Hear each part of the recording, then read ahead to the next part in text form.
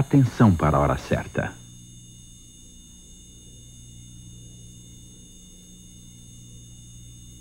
Consórcio Nacional Brastemp. Você entra e seu Brastemp sai.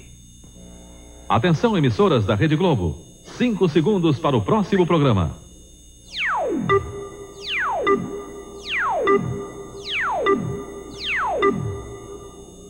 Um escândalo com a merenda escolar. 400 toneladas de leite em pó estão apodrecendo num depósito. O dinheiro público jogado fora. 50 milhões de cruzeiros são desperdiçados numa fonte que nunca foi usada. Um sequestrador é preso depois de um assalto a banco. A polícia do Rio diz que armas de guerra estão escondidas nos morros. O presidente Collor pede rigor no combate à onda de sequestros. O líder Mikhail Gorbachev diz que pode renunciar se as reformas não derem certo. Um lance de sorte na semifinal da Copa do Mundo. O goleiro defende um pênalti com o pé. A Inglaterra chora a derrota e a Alemanha consegue a vaga na finalíssima. O Jornal Nacional começa agora.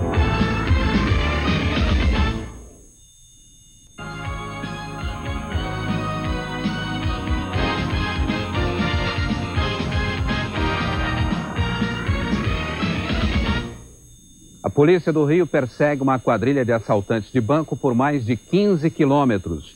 Durante a perseguição houve troca de tiros. Um assaltante morreu e 2 foram presos. Um deles faz parte de uma das mais antigas quadrilhas de sequestros do Rio. O assalto foi às 11h30 da manhã nesta agência da Caixa Econômica Federal na Tijuca, zona norte do Rio. A polícia chegou logo depois e perseguiu os assaltantes. Na estrada Grajaú-Jacarepaguá, também na zona norte, 4 deles acabaram batendo com o carro. O Escort e o Gol foram roubados hoje de manhã e usados no assalto. Um dos assaltantes morreu no tiroteio.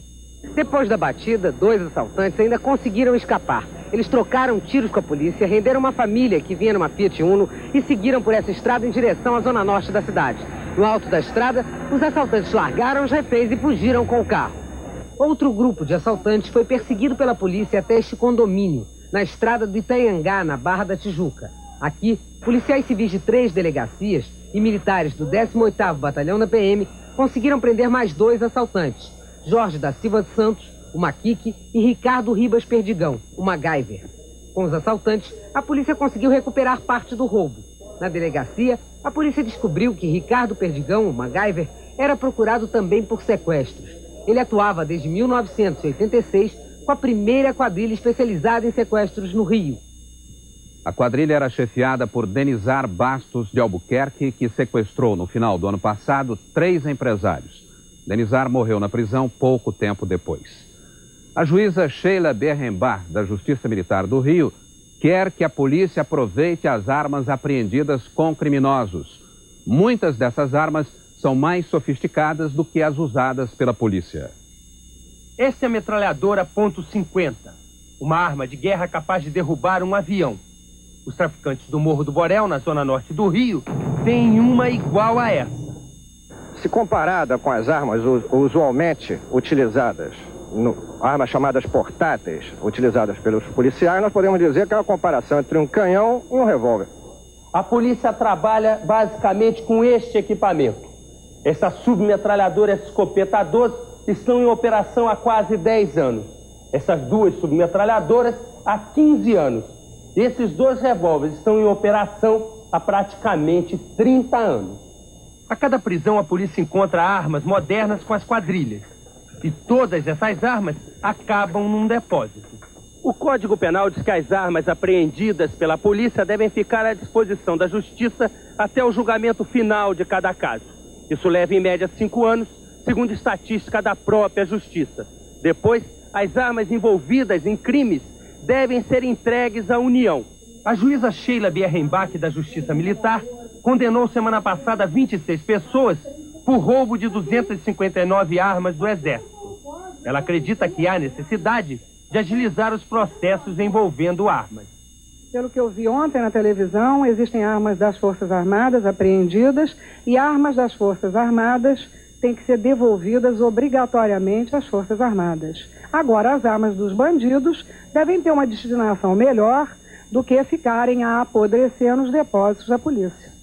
O diretor da Divisão Antissequestro do Rio, delegado Jorge Mário Gomes, vai pedir mais equipamentos ao governo do estado para combater as quadrilhas de sequestradores.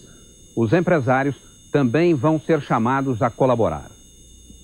Nós pretendemos nos reunir com o empresariado, com a classe empresarial, para que a classe empresarial possa efetivamente ajudar a divisão de sequestro no fornecimento desses equipamentos. O criminalista Técio Lins e Silva, que criou no Rio o presídio de segurança máxima Bangu 1, é contra a utilização da Ilha Grande no litoral do sul do estado como prisão especial para sequestradores.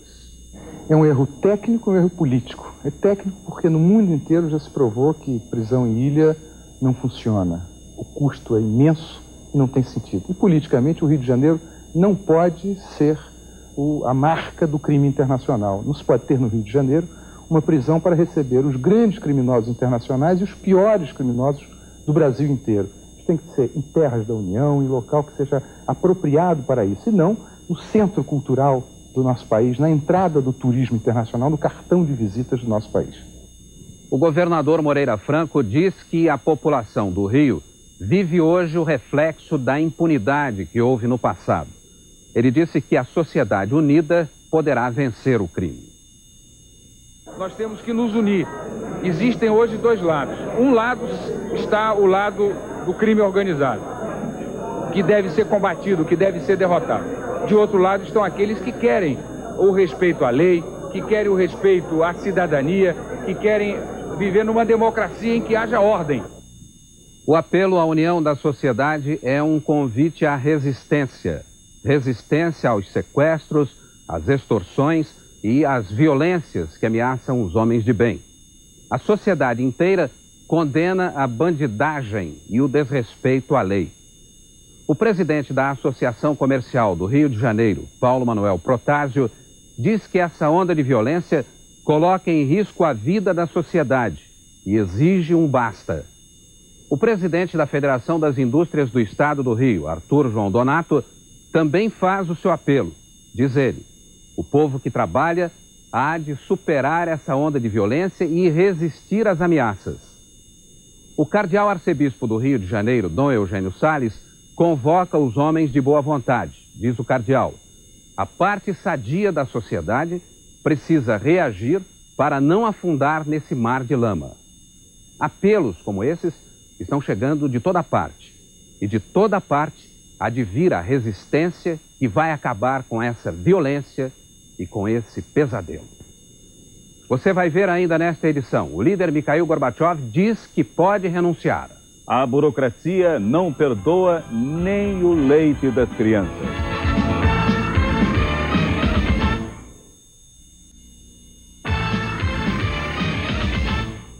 O governo libera o preço do leite em pó, frango, ovos e todos os produtos de higiene. Ao todo foram liberados 24 produtos que estavam na tabela da SUNAB.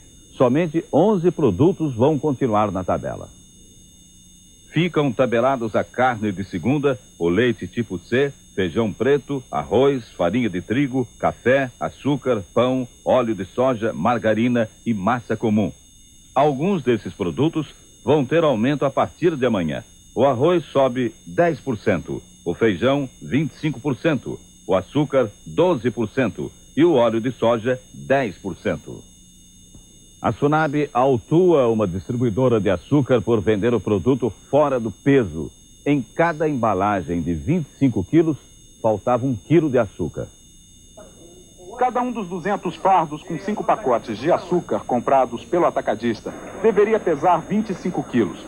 Numa verificação de rotina, ele descobriu que cada fardo tinha 1 quilo a menos. A Delegacia de Ordem Econômica e a SUNAB foram chamadas e a denúncia contra a empacotadora comprovada.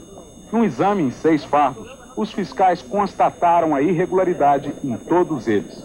Depois da denúncia do atacadista, os fiscais da SUNAB, com agentes da Delegacia de Ordem Econômica, vieram até aqui a empacotadora do açúcar em Contagem, verificar qual era o problema. A Minas Açúcar empacota em média 30 mil fardos por mês, distribuídos para todo o estado de Minas. O processo de empacotamento é eletrônico e, por isso, O gerente da empresa, que recebeu um auto de infração, procurou se justificar. Pode ter havido falha de equipamento, pode ter sido falha na balança do ser humano também, entendeu? Isso nós vamos apurar.